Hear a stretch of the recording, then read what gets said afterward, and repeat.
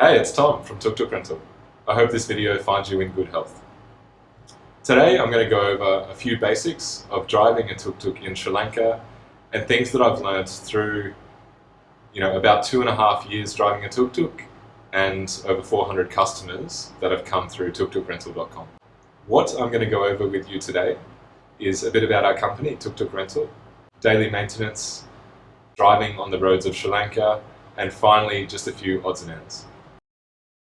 Tuktuk Rental is a social business. We rent our tuk-tuks from local Sri Lankan people and families and give them to tourists for self-drive around Sri Lanka. We help in a variety of ways. Firstly, we help by giving money back to the locals directly, who we rent tuk-tuks from. So please know that by renting with us, you're helping put food on the table for local Sri Lankans. Secondly, we help by letting you go and explore the road less travelled and then contributing that income back into those local industries. We like when people really get immersed into local culture and explore local things. So for us, having the tuk-tuk is not just about being to go and stop at all these different places along the way, but it's about being able to support locals in every way that you travel. So a tuk-tuk is actually, it's a working class vehicle. It's a poor man's vehicle in India, in Sri Lanka, in all these countries. You're from a wealthy country, another country, and you're in Sri Lanka, but you're driving a poor man's vehicle. And to a lot of people, that's very confusing. To a lot of locals, it's very interesting and fascinating, and they will talk to you all the time about it. This is, I think, where a lot of the barriers are broken at the first instance, is in you, being considered a rich foreigner is driving a poor local vehicle. And I think this really helps you integrate better with local people, and it opens doors that would otherwise be closed. So I think about riding a tuk-tuk around as riding at street level in so many different aspects. You're at street level as you're driving through the town or village. You're not in an AC car. You have no, windows or protection from the outside world. You have to experience it as it is. And this, for me, is the beauty of traveling in the tuk-tuk, is opening all these doors and always being involved in this local culture, this beautiful island life. And I'm sure you'll find it too if you come along and you drive a tuk-tuk. You will experience this in just another light. We've got full insurance coverage. It's you, your passengers, your vehicle, and then also third-party passengers and the third-party vehicles. So absolutely everything is covered. What we do say on top of that, though, is we have Sri Lankan insurance coverage. So we haven't had to test the theory, fingers crossed and touch wood, but we don't expect that the Sri Lankan insurance providers will fly you back home to your own countries. For this reason, we still recommend that you get your own insurance. And we also recommend, just because insurance companies are a bit funny, that you get insurance for driving a motorcycle and you get insurance for driving a car. Within our agreement, we've got unlimited kilometers, so you're free to drive wherever you want, as far as you want. Don't worry about a thing. Secondly, we've got pick-up and drop-off locations all around the island, so check out our website just to see those locations and the different costs associated with them. Thirdly, we've got a road kit, so we provide you with USB charger, phone holder, reserve fuel tank, speakers if you want them, spare tyre, toolbox, lockbox, offline maps, and then finally we've actually got an integrated attractions map of all the different locations of Sri Lanka that you can explore, because you can get off the road and you can see what's less seen and explore the roads less travelled. The other thing we have, which is quite different to everyone else, is we cover any expense or any incident maintenance that is associated with fair wear and tear. So we believe in the quality of our tuk-tuks. We take them through comprehensive tests to make sure that they're ready for when we give them to you. So because we believe in the quality of the tuk-tuks that we rent to you, we actually have a policy that any repairs on the road that you get that aren't, you crashing into something, that aren't an accident or incident, any repairs on the road that you have to do, we will pay for. So you just have to keep your receipts, keep a tally of how much it cost, if anything. 90% of people don't have any problems. We've got a map of estimated driving times in Sri Lanka in a tuk-tuk. You can see that right now on this video. Basically, Sri Lanka is quite a small island. It's actually the size of Tasmania, the little island off the coast of Australia, but it has the same population as the entire population of Australia. Now, when you rent with us, of course, we give you a driving lesson, a comprehensive driving lesson. You'll have your own personal instructor who will take you out onto a quiet road at first, get you a little bit of a feel for the tuk-tuk, take you on a few loops, practice changing gears, neutral, using the clutch, all these things. And then after you kind of progress from this stage, you go out into facing some of the traffic on some of the non-main roads, and then after you're comfortable there, you can go to the main road, and basically you've passed your test if our instructor thinks that you're capable of driving on the roads of Sri Lanka. I'm going to take you through some basics about TukTuk maintenance. About 90% of people don't have any problems, maybe 95% of people don't have any problems when driving a tuk-tuk around. If you fall into the 5%, basically just don't stress. A tuk-tuk isn't, a Lamborghini, an expensive car. It's a very different vehicle. And, it's made kind of bare bones. It's made cheap, and it's made for the working class people. It has positives and negatives. The positives are that absolutely everything in the tuk-tuk is easily accessible. You can see everything just up front, where the wires are going, there to there, blah, blah, blah, and where it's connecting batteries, engines, everything is out in the open. The negative side of that is that if you go over a bump or you hit a pothole at a high speed, a wire or a connection might come loose, or you kick one off with your foot, or something happens.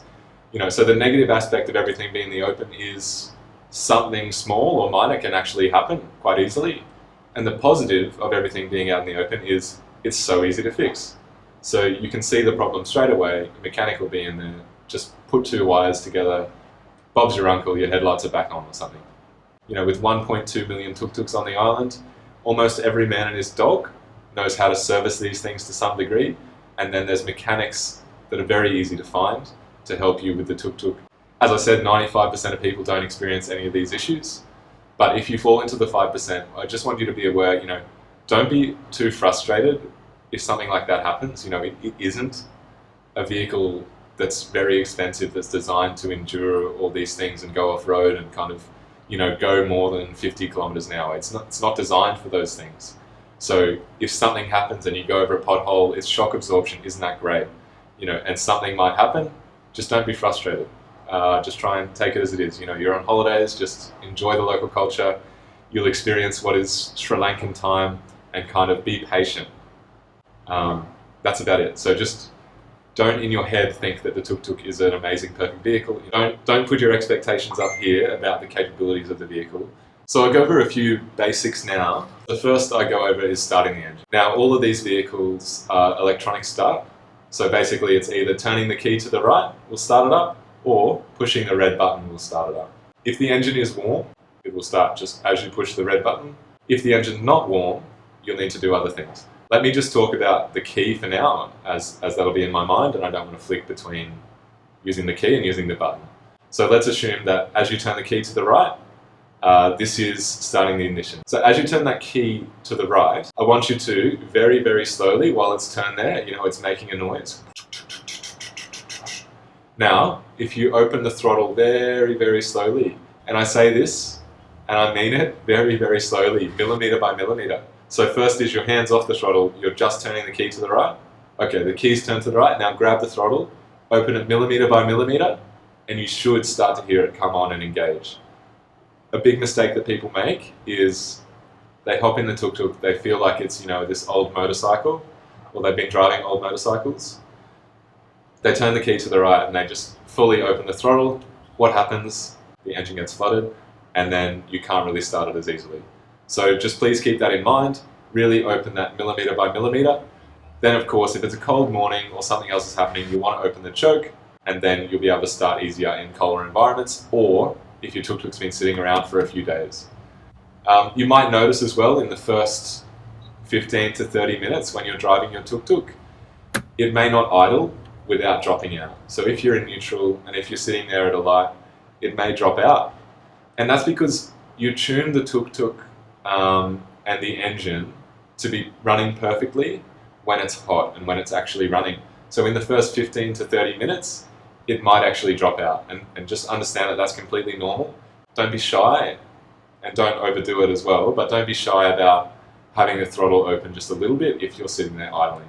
Always listen to the sounds of the tuk-tuk, and it'll tell you if you're doing something right or if you're doing something wrong. The next is petrol. Unleaded 92 octane is the most common that will go into your tuk-tuk, and you actually won't have to put it in at all. You'll drive your tuk-tuk up to the station. If you want it full, you say full. If you want to spend 500 rupees, you say 500 rupees.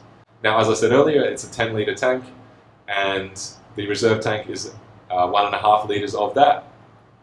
So if you've gone down and you've used your main tank and you're onto the reserve, that will get you another 40 kilometres. Our driving instructors will show you the location of the reserve fuel tank. Be sure to ask them.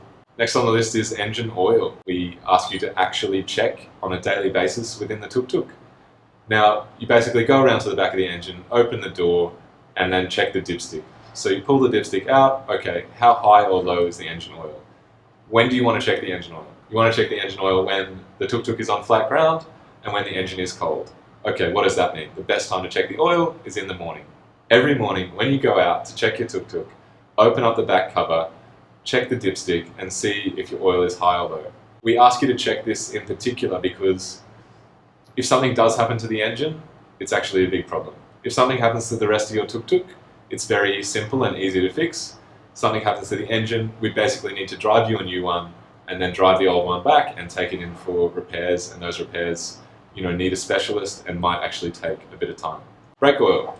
So you'll see there's a container of brake oil up the front of the tuk-tuk, high and low of course, and you'll see the brake pad right next to that brake fluid.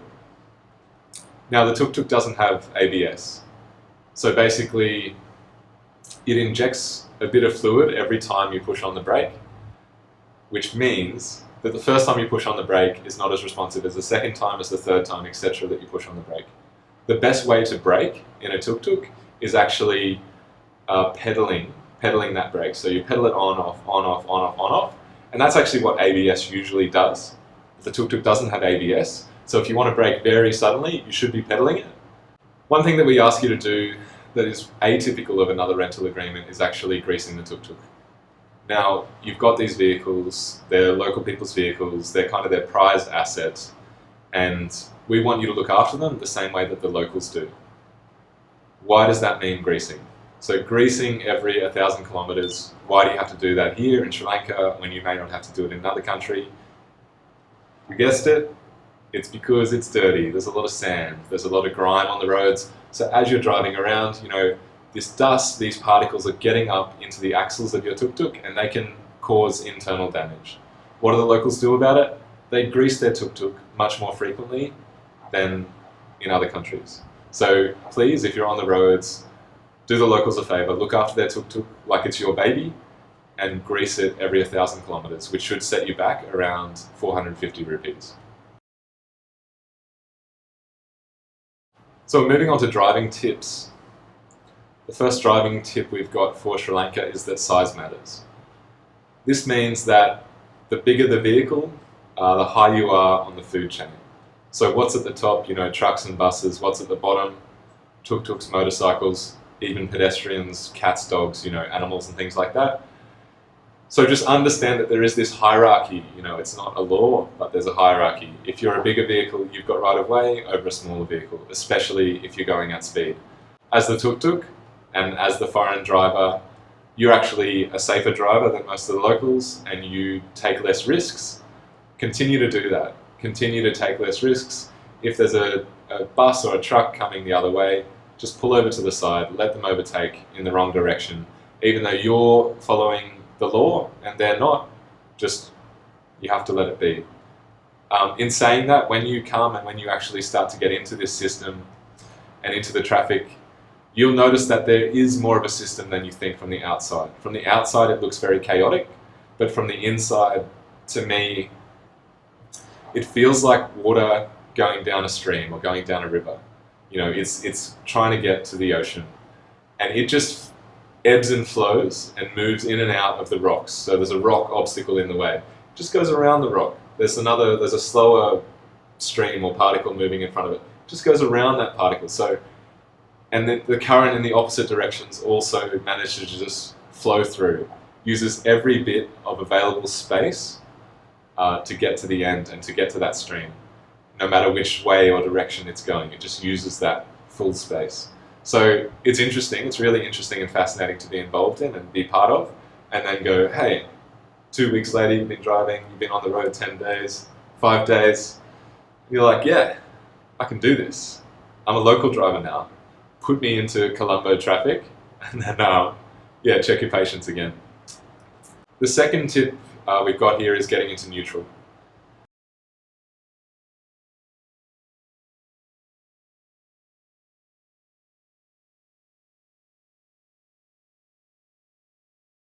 So I want you to think about just a geared bicycle. Hopefully you've ridden one of those before. And then think about if the geared bicycle is stopped and you're in a gear. It doesn't move out of gears very easily at that point, does it? So it's the same as a tuk-tuk. So for a tuk-tuk, if you've stopped, if you're in a gear, don't try and expect that you're going to be able to shift out of gears very easily. And don't put that expectation in your mind that you can be stopped, you can have the brake on, you can be in third gear, and then you just find neutral straight away. It's not that easy. So in a bicycle, the same as in a tuk-tuk, how do you facilitate changing gears? With movement. So make sure you're moving the vehicle. There's a few ways that you can instigate this movement in the tuk-tuk. You're stuck in second gear, you've stopped at a light. Firstly, you shouldn't have done that. Okay, what should you have done? Planned ahead. You're coming up to a stoplight. What are you going to do? You're going to shift your tuk-tuk into neutral first. Then Bob's your uncle. You don't have to hold the clutch in. You don't have to hold your hand on the accelerator a bit. And you can relax while you're stopped. If you haven't planned ahead and you've stopped and you're in second gear, you've got your brake on, what can you do to get from second gear back into neutral? Okay, the first thing is we're trying to instigate this movement, same as a bicycle. The first thing you can do is open the throttle a bit. So opening the throttle gets that axle to start turning just a little bit, gear comes into place. Okay, what's something else you can do to instigate this movement? Second thing you can do is rock the tuk-tuk like a baby. So you can either use your body weight backwards and forwards to help rock the tuk-tuk, or you can step out of the tuk-tuk and then slowly rock it, literally like a baby, and then swap gears. Third thing you can do is you can use the manual starter. Don't try this, a local might come over and do this for you if you are legitimately stuck. Use that manual starter, loosen up the grip on the tuk-tuk, and then get into neutral. Last way, stall. Okay, you're out of options, stall the tuk-tuk, put it into neutral, get started again, and get out of there. And don't actually be too worried about this. You'll notice on the roads, everyone is so much more forgiving here. All of a sudden you've stopped in the middle of the road and you're like, fuck. Back home, people are fucking honking you, abusing you, doing whatever they want, and you're getting really, really anxious and frustrated and like, oh, what am I doing? You just want to give up. Here it's like, oh, somebody stopped in the middle of the road. Oh, I'll just go around them. That's normal. That happens to me every day. So, it's quite forgiving in that way. Don't be too worried about making a few minor mistakes here and there. Forgive yourself, let it go, move on, and try to learn from those mistakes that you do make. This is what we call fat booty. It's not exactly fat booty though. Basically, it's about the turning circle of a tuk-tuk. A tuk-tuk is not like a car, even though when you sit in it, it's wider. It's not a car, it's not a motorcycle, it's a tuk-tuk. You sit in it and you go forwards and you want to turn around a bend. If you turn in the same way that a car turns, you might end up with your back wheel in the gutter. You actually have to turn more similar to a motorcycle so that it's going out a little bit into the intersection and then turning. Because that turning circle is actually so sharp, you will almost pivot on the spot. So just be aware of that. It's not an issue that comes up very frequently. But if you're turning it like a car, it turns too sharp. You have to understand it's got one wheel at the front, so when you do shift, it's gonna turn quite rapidly. Great for 3-point turns turn into just a U-turn, and you can practice that out on the roads. But bad if you've got a big gutter next to you, filled with rubbish or even manure, and you've turned too sharp and then you've got a wheel in the gutter. So just be aware of that on the roads. The other tip I've got for you is using reverse. Basically, there's a reverse gear in the tuk-tuk. You can get into neutral, then get into reverse gear, and then reverse the tuk-tuk like you would usually going out of first gear. That's fine. For longer distances, that's fine. What I prefer to do, if I'm actually in a car park or in a small space, I use a cheating reverse. So I don't reverse with the gear, I actually hop out of the tuk-tuk, put it into neutral, and then I look behind me and I start pushing. I push backwards and forwards, finish my 3-point turn, hop back in the tuk-tuk and drive off. Now the tuk-tuk is only 347 kilograms unladen, so it's not actually that hard to push. We recommend that you don't drive at night, and that's partially due to the fact that the headlights are dimmed on the tuk-tuk. It's harder to see. Other people tend to drive with high beams on in the opposite direction. That's partially why we tell you not to drive at night. But the second part of not driving at night is actually there's a very large tendency for people to drink and drive in Sri Lanka. So the risk to you driving at night time is then encountering those individuals who are drinking and driving, and then there's more potential for an accident or incident. So don't be too scared, don't be worried if you're driving and all of a sudden the sun's setting and you need to get to your destination. Just keep driving, get there, be safe. But don't purposely set out to drive through the night to a different location, because you might run into these people who are drunk on the roads. Okay, another thing that I like to mention to people before they get here is what I call Sri Lankan time or island time. And it's not exactly particular to Sri Lanka. It's kind of quite common in Southeast Asia, and it's something you would experience in India a lot as well.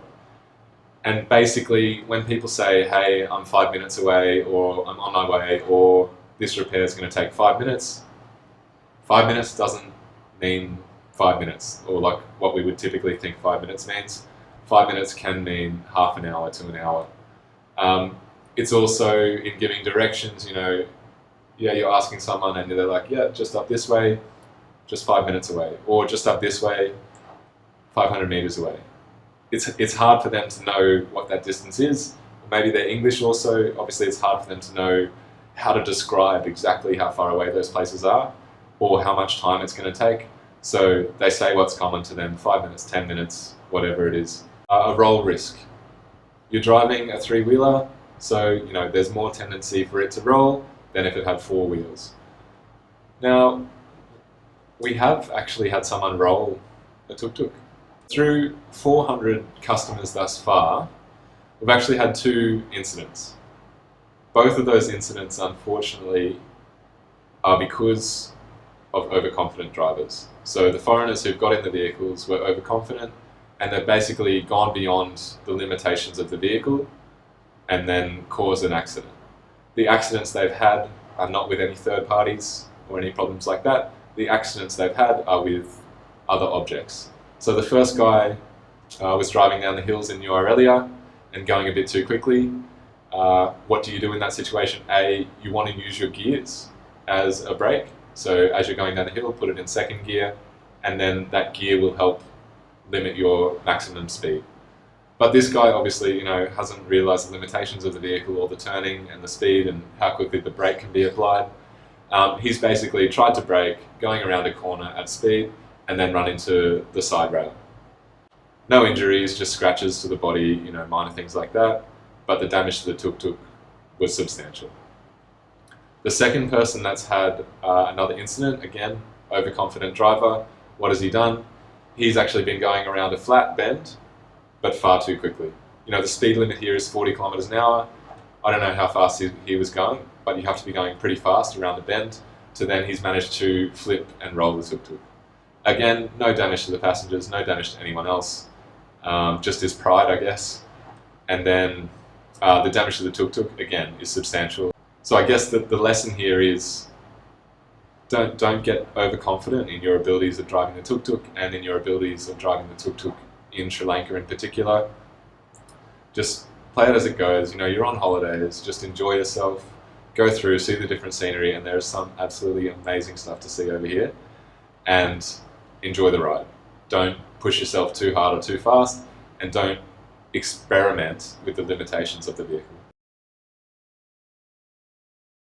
So I'll go over what to do if you're in an incident now. And we basically classify two different types of incidents. One is a small incident and one is a large incident.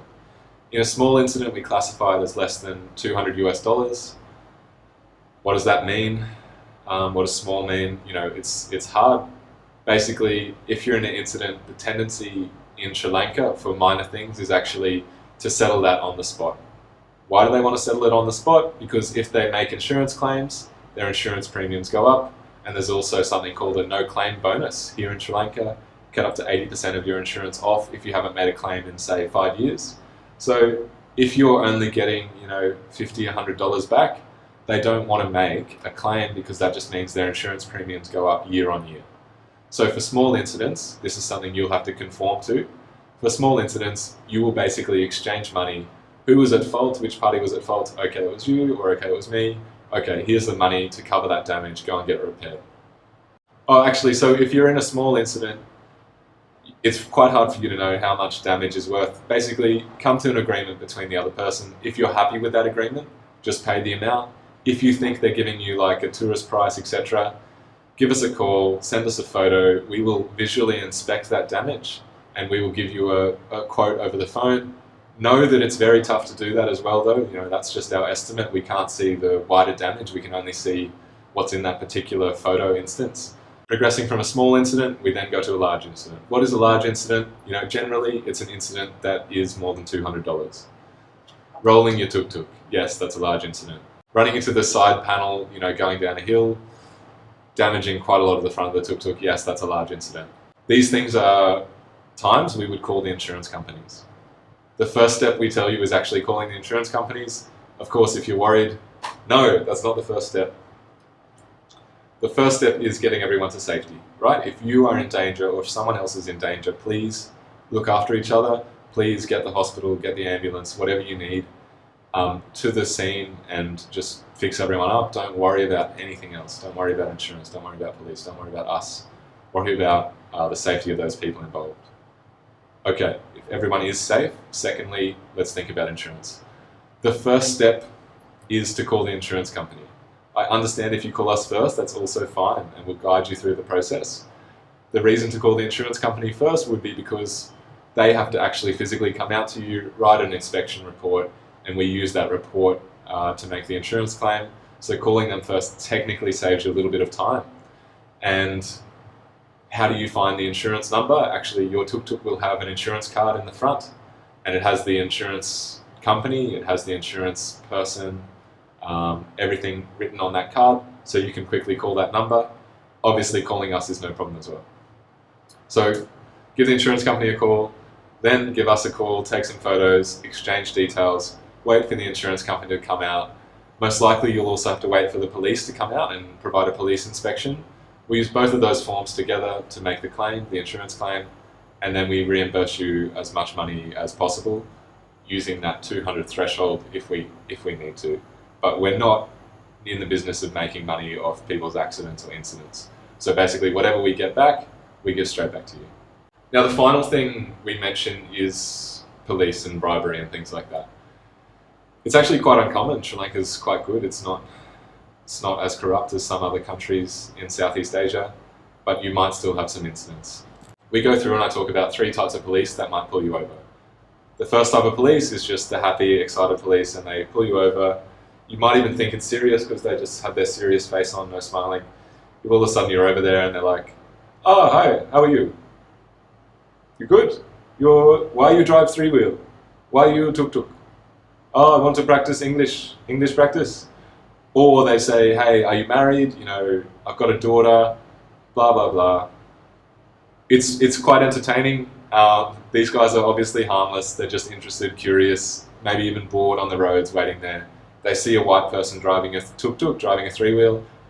That is sensational. That is amazing. And they'll just pull you over, have a yarn with them, and then carry on.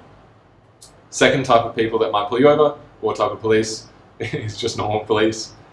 If you have been speeding, as we said, the speed limit is 40 kilometers an hour, or if you have done something illegal, one of the second common cases of doing something is actually overtaking, but overtaking near a pedestrian crossing. Think about that, it's actually quite obvious. Somebody might be getting to a pedestrian crossing in front of you, slowing down. If you overtake them, maybe they were slowing down for a pedestrian, right? So that's why there's a rule, don't overtake near pedestrian crossings. So those two things are kind of what most people get done for. Basically, if you've done something wrong, that's on you. If you haven't done anything wrong, don't pay the fine, don't negotiate with the police officer. That's where you get to the third type. So the third type of police officer is the corrupt type of police officer. He sees you as a foreigner, new in this country, and he wants to get as much money out of you as possible. So he will say everything is wrong. He'll probably start with the license. Hey, this license is wrong, it's not valid, blah, blah, blah. What he might say is, this isn't a local Sri Lankan license. No, it's not. It's not a local Sri Lankan license. I'm not a local Sri Lankan. I get an international driving permit, or I get an international permit, from the Department of Motor Transport. Whatever license it is that you have, that we provided to you, is 100% legitimate, and you should use that and say, stick to your guns. No, I've got the right license, I've got the right insurance, and we've paid the road tax. So these three things are perfectly everything you ever need to be driving normally on the roads of Sri Lanka. There is no reason, unless you've done something illegal, right? There is no reason that you should have to pay them. If he's being really pushy, just give us a call, we'll go through it over the phone, talk to him in the local language, make sure everything's sorted, then you'll be on your way. I think that is it. There's plenty more intricate things that I could talk about for a long time.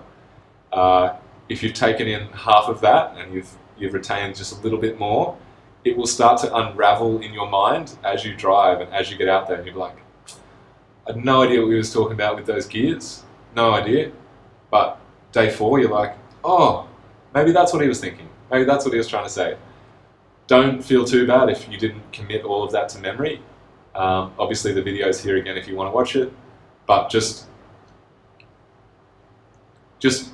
soak in as much of that information as you can, and then get out there, enjoy yourself, and your driving lesson should be up next. So enjoy that, ask more questions there to us, obviously the guys in the office, everywhere else. We're all open and welcome and happy to help you plan your itinerary and get through everything else. So please ask us questions. You've got our contact details in the front of the book. If you ever need anything, our normal numbers, our WhatsApp numbers, whatever it is, give us a yell. We're here to support you 24/7 while you're out on the roads. Good luck, have fun, enjoy the experience, and open up yourself and your mind to this beautiful culture and this beautiful country of Sri Lanka. The TukTuk is a 198.88 cc engine. The capacity of fuel is usually around 10 litres for a Bajaj RE.